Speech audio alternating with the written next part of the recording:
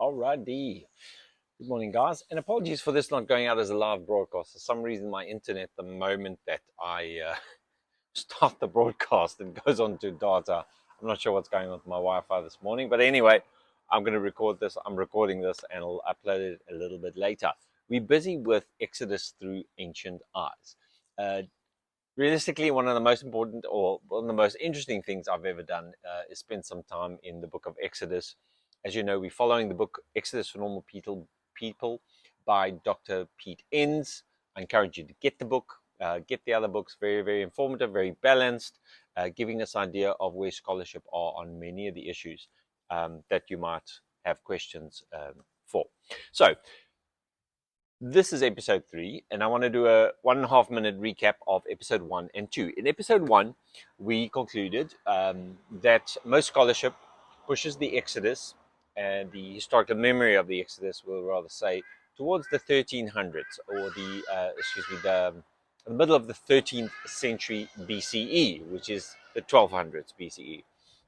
Although the literal biblical chronology pushes it to around the 15th century BC, that seems to be a little bit early for the archaeological evidence that we do have of Israel's presence in the land of Canaan. All right, so that's the first thing. Secondly, linguists have for a while realized that the Hebrew we have in our Bible, used in the book of Exodus, is not a language that was really, in this form at least, available during the 13th century BCE, which means simply, amongst other things, that Moses could not have been the author of the books we have today, because the language in that form, it just didn't exist back then. Right, number 2, they've realized that rather the book of Exodus, like many of the books in our Bibles, are actually the work of editors that take older traditions, oral traditions, possibly written, but we don't really have evidence of any other written forms of Exodus or earlier forms. But they take these older traditions and they bring them together, they redact them, they put them together, they edit them together.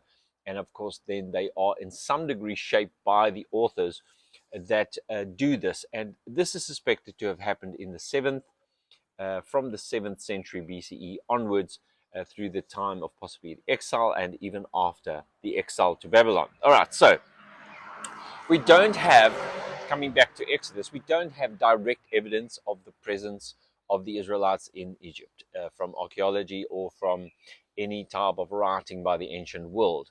Um, if you do take a bit of time to look at, for instance, the history of Canaan, that area of land, the promised land as we would call it, from an archaeological point of view, you'd realize that things don't line up so very nicely. But to put it bluntly, there's no direct evidence. We might have some indirect evidence. This is circumstantial. A lot of it comes from the Bible itself. And all it really tells us is that we are possibly dealing with some historical memory of a time in Exodus, some historical memory of a people that possibly went to Egypt and in some form left. But we don't have any direct evidence for that. All right, so in session 2, we had a quick look at the major themes of the book of Exodus. Number 1 was the fact that Yahweh alone was worthy of worship. And we had a look at this. The reason for this was that he is the one that delivered them. He promised from the time of Abraham, as the writers tell us. And now he's arriving on the scene. He remembers them and he's there to help them. They find themselves in Egypt. And he then becomes a deliverer and a savior, not only a creator. In Genesis, we meet God as creator, as the writers pen it down for us. But now here in Exodus, we meet him also as a savior of such, someone who delivers Israel. And that is the main reason why Israel has to worship him and him alone, because he comes to save them. So they kind of owe him that allegiance because of what he is doing for them in the book of Exodus. So this deliverance or this saving, we will see, and we'll see it's a recurring theme, and that's why we're mentioning it early here, is written of often in the language of creation. The creation language that we find in the book of Genesis 1. And as sorts as is being written of as a kind of a recreation, like we have with the flood of Noah, that is depicted in chaos water language, and that depicts for us a salvation of Noah and his family, a judgment by water of the unrighteous, um, and how the themes of the creation story is used again in Noah to depict a kind of a recreation, right? We mentioned Paul's speaking about saving or being in Christ in the New Testament also as being a kind of a new creation. So this doesn't seem to be a far-fetched idea that writers would often use the idea of creation language to depict events they believe to have been historical and depicted in that recreation. In other words, God's doing by delivering and saving. God is doing something brand new. So that's a very big theme in the book of Exodus.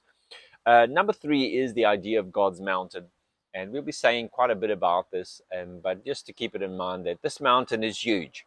And this is one of the reasons why they need to leave. They need to get out of Egypt. They need to get to this special mountain, sometimes called Sinai, other times called Horeb. And then you might ask the question, well, why don't they just camp there and stay there? Because that's kind of, it seems, where God lives. God appears there in bushes and thunders, and it's a very, very holy place. Why would you actually leave it? And that's where the tabernacle comes in. The tabernacle actually becomes then a movable Sinai that moves with the people into the promised land, ultimately resulting in the temple of Solomon. So that is an important theme also that we find within the book of Exodus. Then also, of course, God's commands, the law, the Decalogue, and the rest of the laws, and we'll be looking at them at quite some length a little bit later on. And then lastly, number 5, one of the most evident or the most prominent recurring themes here is the murmuring rebellion of the Israelites. It seems that the writers are making a huge point of pointing out that the Israelites, in fact, struggled all this way. They really struggled to keep the commands. They struggled to be loyal. They continuously missed the road they were supposed to take, and there's a continuous threatening of derailing of the plan, the plan of getting to the promised land. All right. So we looked at the fact that Exodus has strong staying power, and that many of the stories in the Old Testament are written in light of Exodus.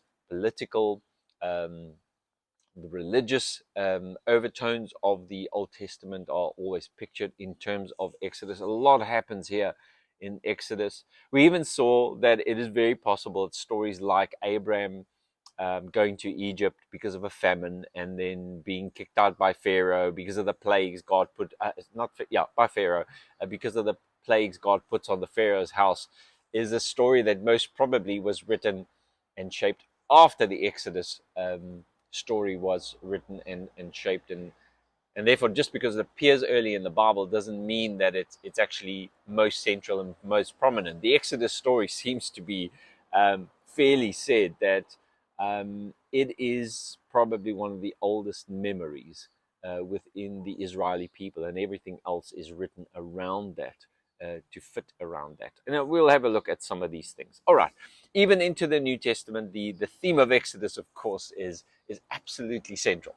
And if you are a Christian, if you did a little bit of introspection, you'd realize how much of what you believe in fundamental form concerning salvation, deliverance, judgment, and those big themes in Christianity, the ideas come from the Exodus. So the point is that Exodus has serious staying power, and wrestling with it and working with it is incredibly important. Right, today in session 3, we're going to actually start the journey from Exodus 1, and we're going to be dealing with Exodus 1 from verse 1 to verse 25. And basically what happens in this little portion is Pharaoh starts killing the male children of Israel, but Moses has an escape. He escapes and ends up being picked up by the daughter of the Pharaoh and grows up in the palace of Pharaoh as an Egyptian. But unfortunately, later he kills an Egyptian who is busy beating an Israelite, and he has to flee for his life. And he travels all the way from Egypt, all the way across the Sinai Peninsula into the land of Midian. Now, it will serve you well to just grab a little a map, any map, just to see where Midian was located during this time. You'll see it's quite far. Speaking under correction, I think they say 200 to 300 miles, more or less. I'll have to go check that. But it's a long ways journey. It's not just outside of Egypt. And he then goes there, and this is where his ministry or his calling kind of starts. Here in Midian, under the fathership, or he marries into Midian priesthood, and then he comes back to Exodus, of course. All right, so one of the things that we'll pick up on here is that Pharaoh is depicted as picking a fight with the Creator. Now, who would like to do that? But of course, the Pharaoh would not have known that he was picking a fight with the Creator. He had never heard the name Yahweh. He says so. But of course, from the writer's point of view, Yahweh is the actual creator of the universe, the former of the cosmos, and every other god is inferior to him. Pharaoh doesn't know this, but boy, oh boy, is Pharaoh going to meet meet his maker, so to say, in these episodes. And it seems like the writing of this book is put together in such a way that Pharaoh is constantly picking a fight with the creator of the universe, and he just so happens to enslave his son Israel, and he is using him as a slave, and that's really just not a very good idea. So before we get to that, Exodus 1 starts with the naming of Jacob and his sons that moved, the 12, that of course Joseph is included. They end up in Egypt, and they're mentioned as being 70. Now 70 is an interesting number. It's a number that doesn't originate in the Bible. Of course, it's very significant in the Bible, 70 original Abramites or Jacobites that end up in Egypt. We have the 70 elders that's chosen in a little bit later on, when Moses can't handle all the judgment that he has to execute over the Israelites. But 70 is something that we find often. It's just off the top of my head here, there's 70 times 7 weeks, a number of full forgiveness, completion for a nation. 70 seems to always be connected to a family or a group of people that now represent a perfect number or a complete number. We find it again in the New Testament. I think there were 70 disciples, the broader group of the disciples. These are not supposed to be taken as literal numbers, and I think most scholars would agree that these numbers are quite literary in their usage.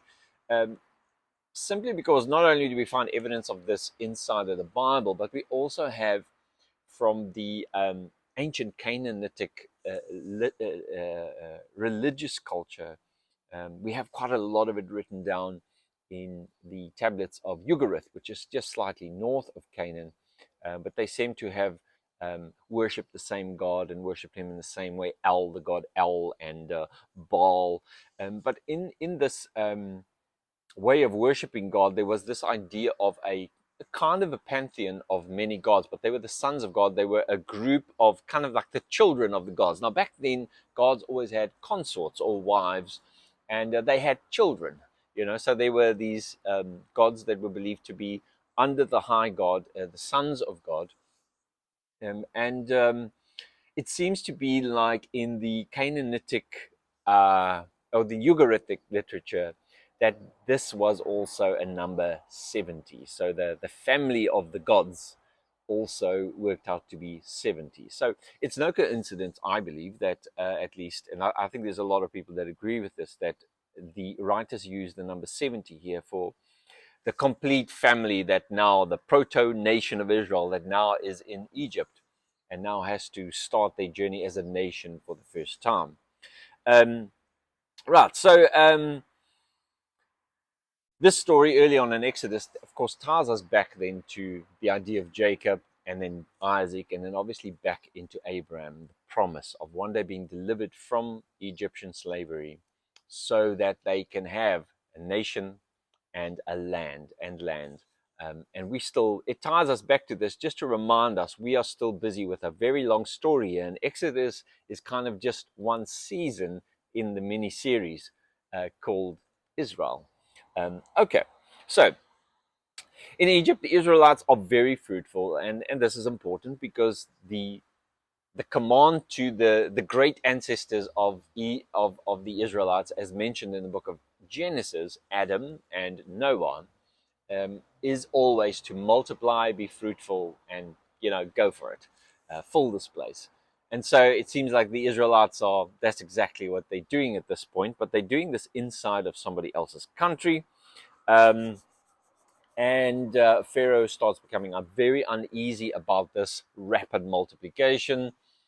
They're worried about what happens in war if the Israelites turn against them. And Pharaoh then basically starts to put pressure on the Israeli people. They get enslaved. They're used as cheap slave labor. But in the middle of all this, what we need to see is that Pharaoh is actually coming against the command of God for the Israelites to multiply, increase, and be fruitful. So in some way, Pharaoh is coming against the decree of Yahweh, and is pitted in it's a way in a way he's busy picking a fight here with, he's boxing outside of his weight class. You could say it that way. Um, he enslaves them. He brings them under control. He doesn't know it yet, but he's actually picking a fight. According to the writers, he's picking a fight with Yahweh by doing this. He's standing in the way of Yahweh, bringing his people out, and he's then, in essence, he's picking a fight with the former of the cosmos, the highest, the most high God. And that's not going to work out very well for him. But this is heading for a very, very serious conflict. And the book of Exodus and the departure from the land of Egypt, then, according to many scholars, this is way more than just people fighting a pharaoh. This is actually a battle. There's a greater story above the how can I say that, the narrative story. The narrative story is a people oppressed by a king, an earthly king, and eventually they could leave because they overcame him. But really, what's going on is this is a battle between Yahweh and the gods of the Egyptians. Pharaoh as a representative of those gods, and Moses and Aaron as a representative of Yahweh. And this is a cosmic battle, battle between the gods. Remember, I think we will say this again, but I think it's important to just note this, and maybe this might make you feel a little bit uncomfortable, but it is important to understand that the Israelites of let's try to be safe and say the first temple Yahweh, the first temple Israelites, in other words, before the exile. It seems quite obvious that they believed that there were many gods, and that their God, Yahweh, was high God, God of gods, king of the gods, and that he was in charge of the council. There was a council of sons of God under him. He sat amongst them. He spoke with them. Psalm, I think, 82 is a good example of that. But the point is that the writers of this book does not believe that Yahweh is the only God that ever existed. They just believe that he is the highest, that he is the original, and that the Exodus episode seems to be a place in which the high God, Yahweh, puts these other gods in their place. Now, if that makes you slightly uncomfortable, I guess it's because you used to be, or you are like I used to be. I just believed what people told me until I started realizing, or I started making some work of reading the scripture again, and reading it in light of what is found in archaeological and ancient history about the religions of this time, and to see how much of Israeli, even within our scriptures, in the Psalms and some places in Isaiah and Jeremiah, these things look very much like some of the writings of the nations surrounding Israel. And there's a lot of polytheistic indicators in the scriptures, showing us that at best the Israelites were monolatrous, meaning they believed in many gods, but their God Yahweh was the high God, and he was the only one worthy of any worship. All right, enough about that. We want to talk briefly about the women. There's 5 women that really step up in the beginning of this story. There is the 2 midwives, and there is Moses' mother and his sister, who are unnamed in the story. And there is then, of course, the daughter of Pharaoh, who is the one who takes him in. So as the story goes, Pharaoh enslaves the Israelites. It doesn't work as well as he wanted. So now he calls 2 midwives these two, their names are Shipra and Pua. And he calls them in and he tells them, look, listen, I need you to be there when the Israelites give birth. And I need you to kill the babies when they come out. And commander the king. Only to two. I don't understand why there's only two midwives, but anyway, it's fine. Two midwives, then they decide, no, they're God-fearing. They're not going to do that. And when Pharaoh confronts them, they lie to him. And they say to him, look, there's a problem here. The Israelite women are so vigorous that we can't get there in time. By the time we get there, the babies are born. They're out. That's how great that's how amazing the Israelite women are. And they basically lie to him. And then the scripture says that they get rewarded for that. Now, you can just read past it if you like, but let's just take a moment to understand that the writers of Exodus have no qualms about saying that God is rewarding someone for lying.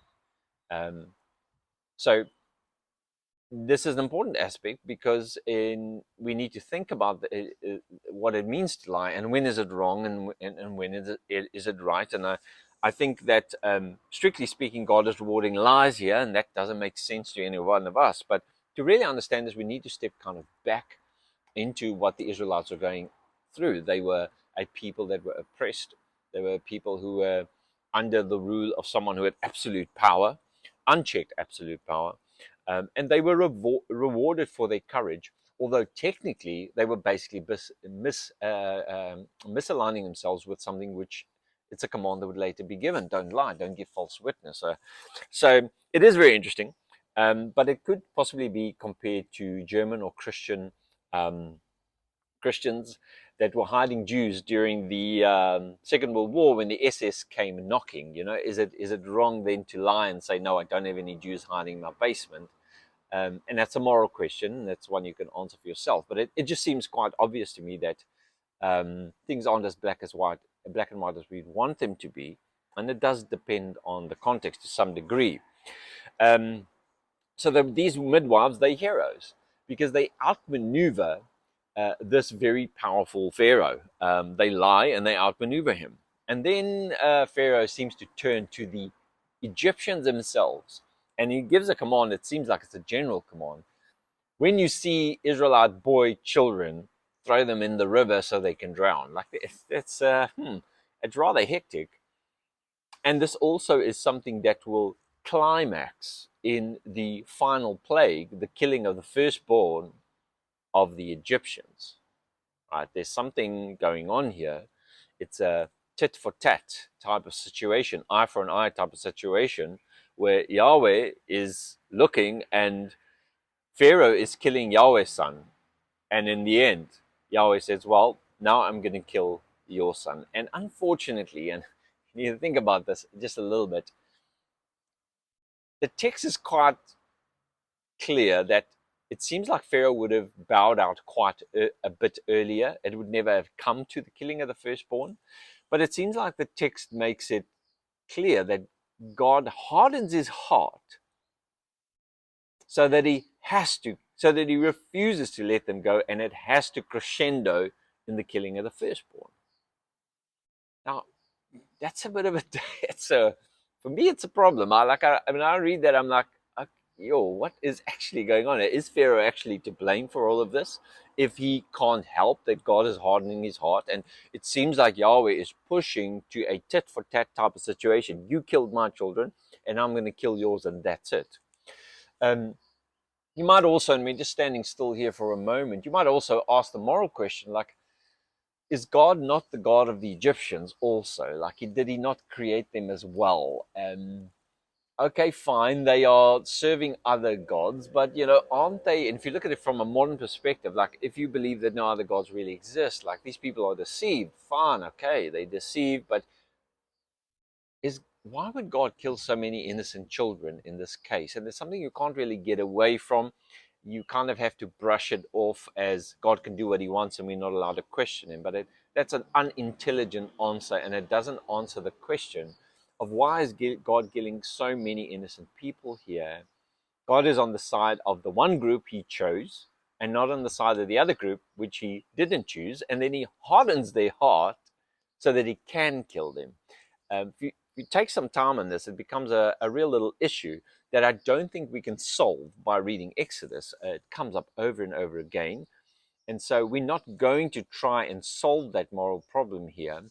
Um, I don't think it's possible to do it from the book of Exodus, but I do believe that at least we can try and understand what the writers is trying to put across, and maybe how the writers understood God to be at that very time. When I read this, I was immediately reminded of something that happened in our history here in South Africa. Um, a very long time ago, I don't know all the dates, I'm not an expert on the history of South Africa by no means, but we had a war, a specific battle, um, in which a minority group of white farmers ended up in battle against a overwhelming majority, probably 1 to 10 or something stupid like that, of Zulu warriors, indigenous Zulu warriors.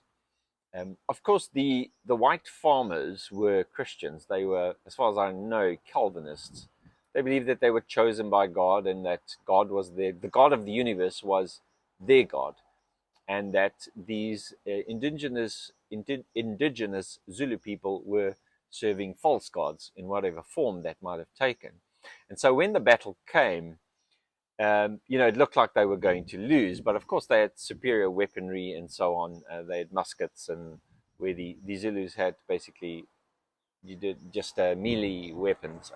But anyway, um, the point is that for many years during the apartheid era, we celebrated this victory because what actually happened is this minority of white farmers beat this overwhelming majority of Zulu indigenous warriors. And they believed that this happened because they called to God for help and asked God to help them. And so they got the victory, and so they believe this is the reason they got the victory, because God had helped them. And so this day was celebrated in our apartheid era as the Day of the Vow. Geloftedag is the Afrikaans version, the Day of the Vow. And they thereafter vowed that they would remember this day into perpetuity because God had given them such a great victory that day.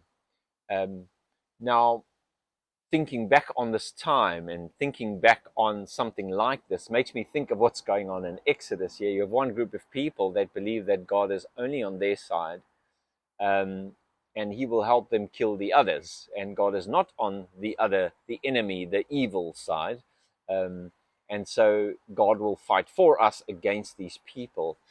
Look, it's, to be honest, I don't want to get into this too much, but it's a little bit pedestrian for me today. I just don't think of it like that anymore. I think it's a complete misinterpretation of what happens at battles like that, and to pull God as a trump card or to think that you could do that, I think is a misnomer. But anyway, why it hits home for me is that the the reverend, the minister that kind of came up with the vow and initiated all of this, is actually a family relative of our family. We are ancestors, direct ancestors of, I think his name was Sarel Salia. So it hits home a bit. But anyway, the point is just, why isn't God the God of everyone, and why is God helping some people fight other people? And in this case, it just becomes a little bit morally, it's an issue because he continues to harden Pharaoh's heart until it gets to the killing of the firstborn. Um, I leave it here that I think what's happening is the writers are portraying God the way they understood him, in the same way that my ancestors portrayed God as the God of the white farmer and not of the black Zulu. And that's why they think they got that victory. I think it's a huge misunderstanding, but I leave it there. Okay, let's just see here. Okay, I want to go beyond this. Okay, so we can't solve this moral dilemma here, and it won't be the last time we kind of encounter this. And the more you think about this, it doesn't get any easier, it gets harder. And you kind of want to be an ostrich, and I think it's what I was for a long time in my life, a type of an ostrich. I just put my head in the ground and pretend it didn't exist. I didn't want to deal with it and explain how that shaped my understanding of God. Anyway, back to the women. These 5 women become the heroes.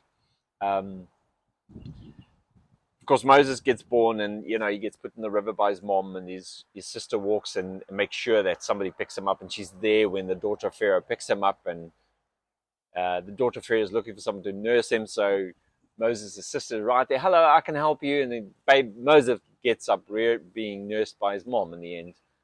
And then Pharaoh's daughter, who takes him in, and eventually he becomes an adopted son to Pharaoh, grows up in the palace, and you know how the story goes. So that brings us to an incredibly important point here, and this is the birth of Moses. Now, the birth of Moses is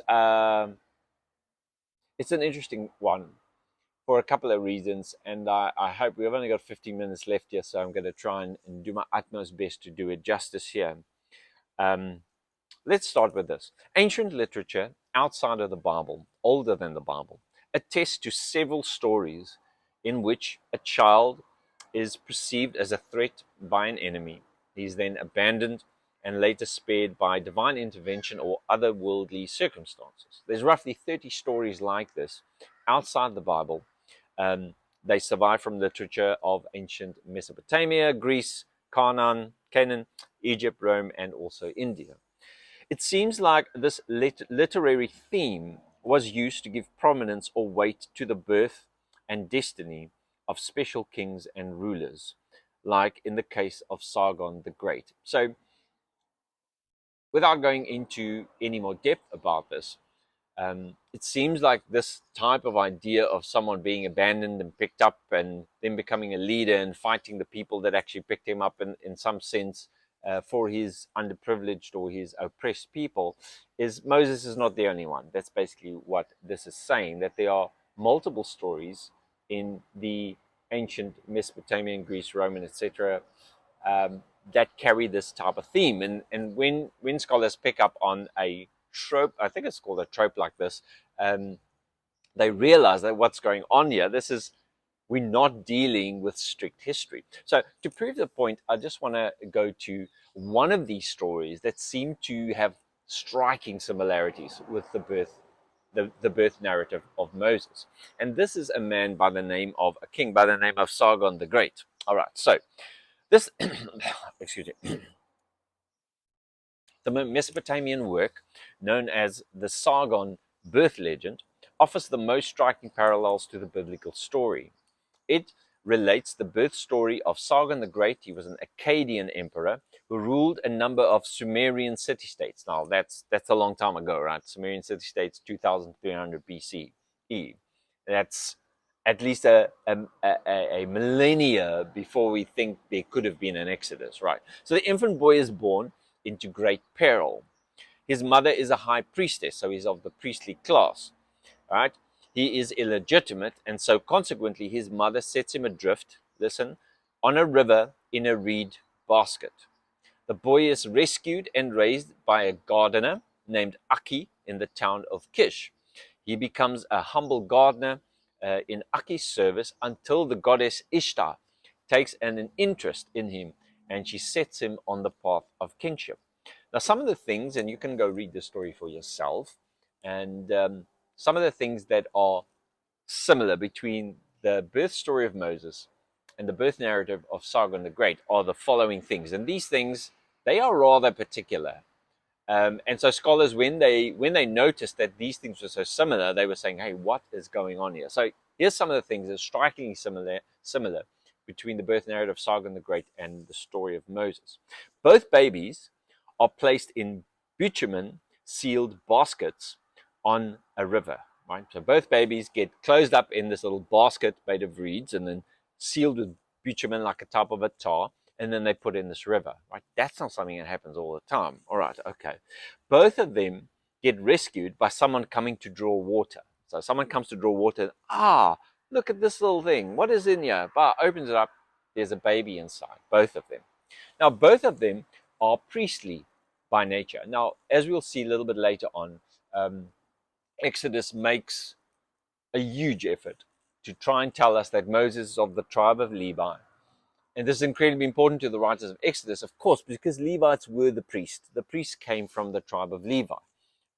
So, as with Moses, Sargon the Great also was of priestly stock.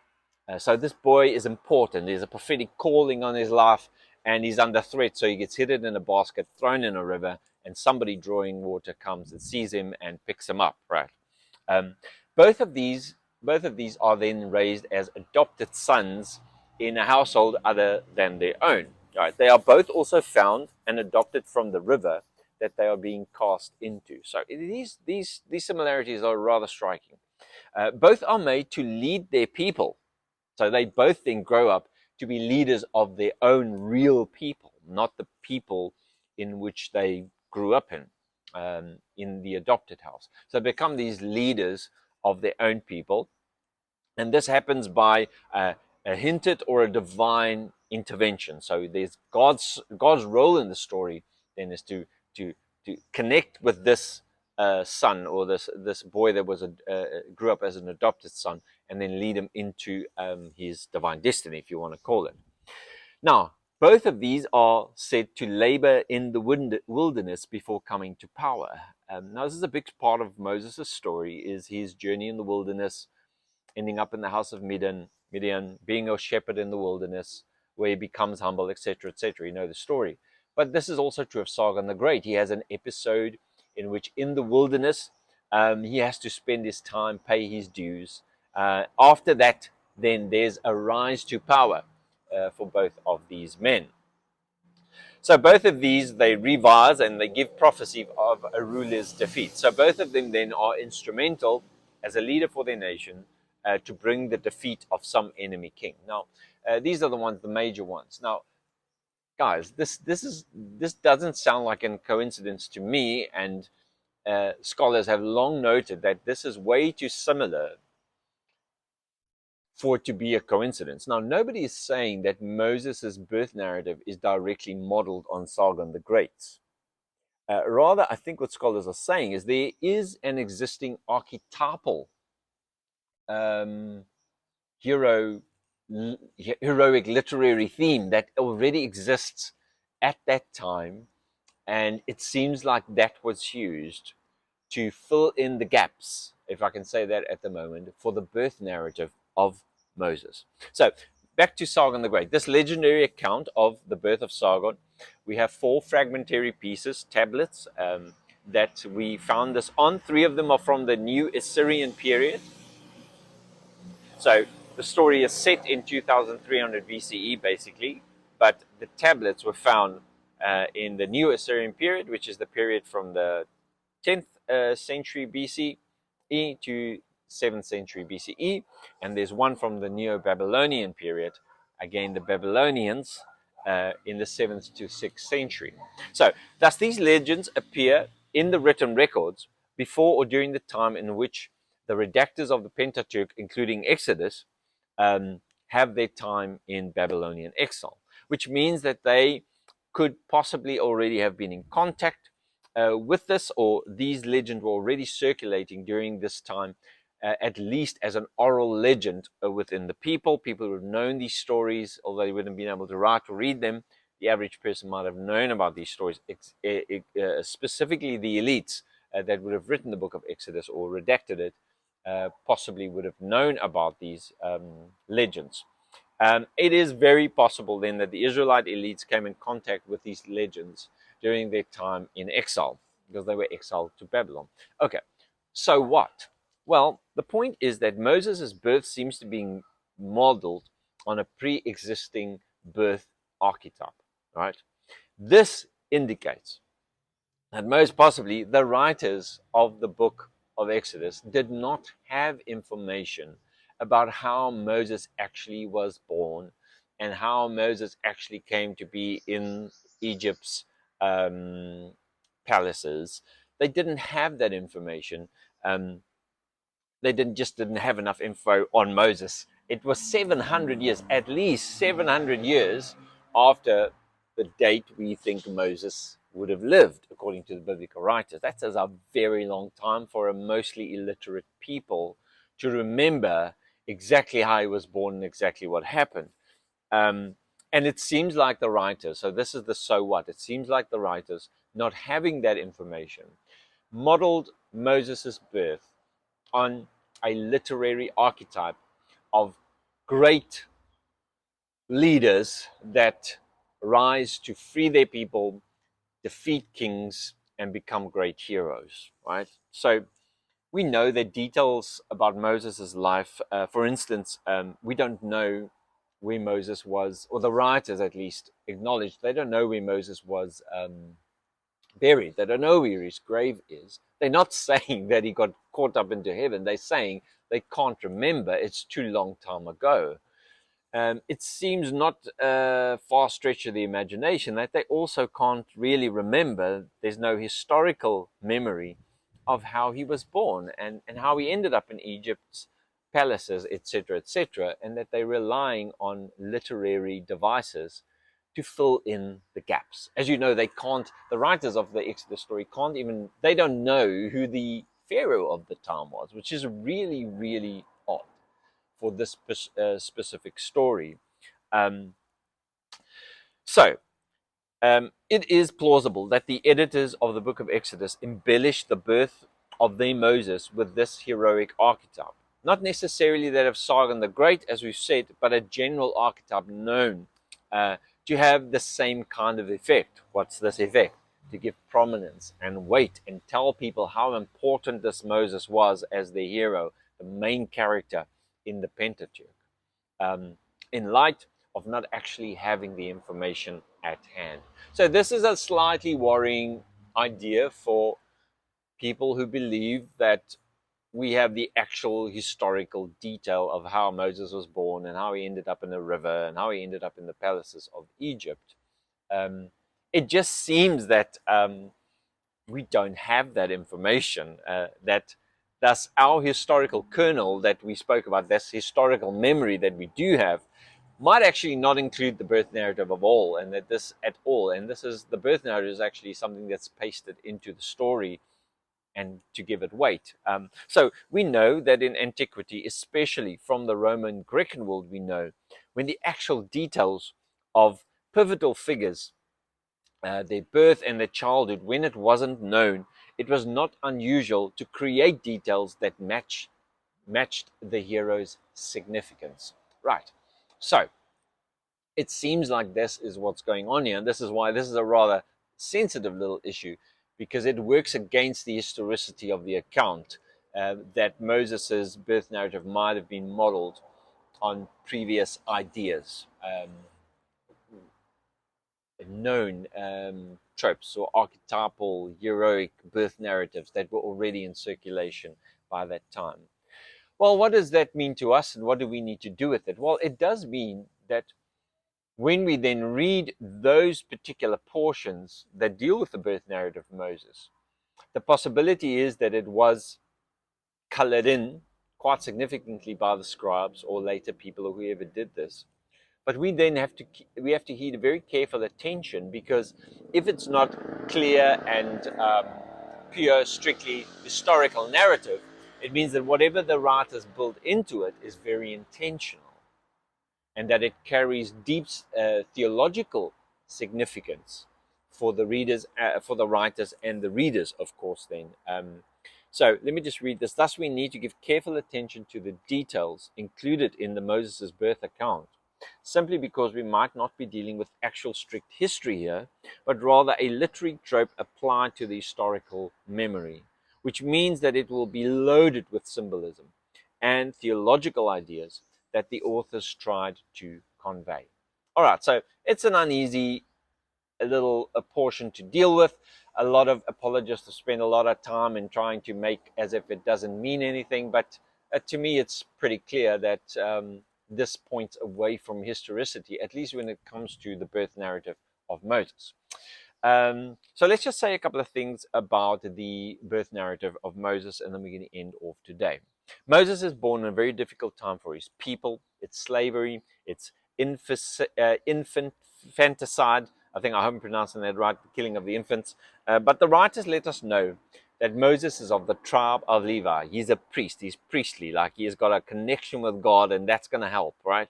We know that the Israelite priests all come from the tribe of Levi, and they had special access to God. This is important here, and will also become important at the mountain of God, Mount Sinai. Now, from as early as chapter 3, This special access to God becomes clear in Moses' life. Some interesting information that seems to connect Moses to stories that are older, and once again here we're dealing with the older creation ideas, Genesis 1, Noah accounts, is that when Moses is born, his mother says she saw that the baby was good. Okay, what does that mean? Was he as opposed to bad or as opposed to ugly? What does that mean? How do you know a baby is good? But one of the things that is quite interesting is this word good is the word good that is used in Genesis 1, where God says, and he makes the on day 1 and it was good, day 2 and it was good, day 3 and it was good. And it happens 7 times now. The 7th time I think he says, and it was very good. But it I mean, this is light in my view, but it is something to say that this Moses is a new beginning, a recreation of the beginning of a new creation in some sense, a recreating of the Israel nation to birth them out, and he is the good one. He's the good one, right? Maybe it's just a subtle nod back at the creation story and the creation narrative. Okay, secondly, the basket of Moses was wrapped in and was smeared with a tar to keep it afloat. And this word, basket, is the same for ark, teva, in the Hebrew. Now, so what? Well, here, it is rather interesting that this word ark is used 27 times in the Noah story and nowhere else in the entire Hebrew Bible but here. So this could also be a nod at a coming out and being saved from the waters in the ark. This could be a nod back. Now, as I've said just previously, knowing now that the Moses' birth narrative is possibly something that they had to color in, that would make this significant, because it could mean that the colors they used to color in could have very high symbolic meaning. And I think in this case, at least with the ark, this teva, this would have immediately triggered someone who knew the Hebrew Bible. There's only one place in the Bible where this word is used, and that's the Ark of Noah, the saving ark that comes in the time of trouble, in the time of chaos, and in the time of judgment, to bring something beautiful and something new to the front. But Moses is a kind of a new beginning for the people in the same way that Noah becomes a new beginning. And guess where God will be saving and recreating his people through water again, not only at the birth narrative of Moses, but also at the Red Sea. The nation is born again through waters that separate to bring dry land and crash down in chaos in judgment upon the Egyptians. These are just, it seems like these are nods back at the creation story. So in a replay of the flood and the creation story, the Red Sea splits in half, giving the Israelites safe passage on dry land, and then it comes crashing down on the Egyptians. The story of Moses, beginning at its birth, is not a filler for lack of historical info, but a flare bursting overhead to help us see the big picture. In other words, the writer of this book says is that this birth narrative is there to trigger us into understanding how big the story really is. Right, fine, let me leave it at that. Moses' the story of Exodus as a whole are wrapped in a much larger story and theme of new beginnings, salvation and deliverance, and the theme of recreating. So some important meaningful names, of course, then pop out at us, and the name Moses itself is also incredibly interesting to us. I don't know if any of you have ever spent any time on it, but let's spend just a few minutes on the name Moses. So Pharaoh's daughter names the boy Moses, right? Because she declares, according to Exodus, I drew him out of the water. Now Moses, the word Moses literally means to draw out. Now, as we have seen, the word Moses seems to have an Egyptian ring to it. It suggests that the story has some connection to Egypt, of course. But Pharaoh's daughter provides a Hebrew explanation for the name. So she names him Moses and then gives the Hebrew explanation for the name, to draw out. This word in Hebrew is the word mashah. Mashah. Don't know if I'm pronouncing it right, whichever. But it's very close to the Hebrew name for Moses, which is Moshe. but they are not the same word, and they are also not related, although they are spelled very similarly. They're not related words, the one's not from the other, which creates a bit of a problem here, and it brings forth some interesting questions. Like, number one, why would Pharaoh's daughter give a name to Moses that betrays his origin? Like, she gives him the name to draw out, which means she drew him out of the river, which if she told that to anybody, they would know that he was Hebrew. Like, it seems like the name betrays who he was. Firstly, because she's naming it as if she's giving him a Hebrew name, and then secondly, because it would betray where he comes from. And it's also puzzling how a daughter of Pharaoh would know enough Hebrew to give Moses such a dangerous but theologically loaded name. Even if she did know enough Hebrew, why would she give him a name that would endanger his life? It's a little bit puzzling, but biblical scholars typically refer to this sort of name-giving episode as folk etymology. And what that means is Exodus 2 verse 10 is not really how Moses got his name.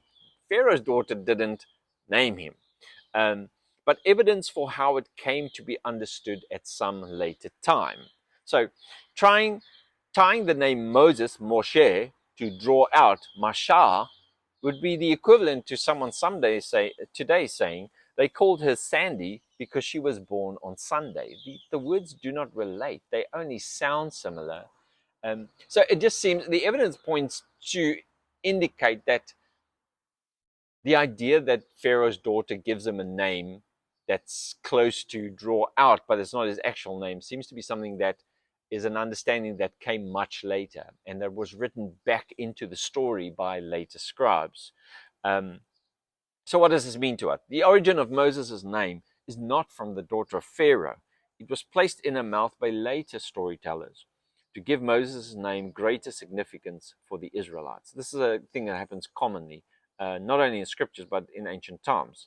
And even if the author knew that Moshe is not derived from Mashah, that did not stop him from loading it with theological significance. In other words, the theological significance that the word Mashah has is important enough to the writers, one who has been drawn out, to put into the script, even though his name was not Moshe and is not in any way related to the Hebrew Moshe.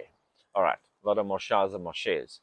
An Egyptian princess giving her slave child a theologically significant Hebrew name while Hebrew babies were being killed, it just doesn't sit well. When we consider this in conjunction with the heroic archetype mentioned above, we tend to conclude that this is not coincidental. These two things work together to tell us that we are not getting straight, strict history from Exodus, number one, and specifically not from the birth narrative of Moses. An ancient Israelite writer is telling a story of Moses' greatness and creating scenes and dialogue that clearly communicate that greatness to his readers. Guys, we're at the end, and I've gone over my time a little bit. Apologies for that. Thank you so much for being with me today. We'll see you next Sunday, and cheers.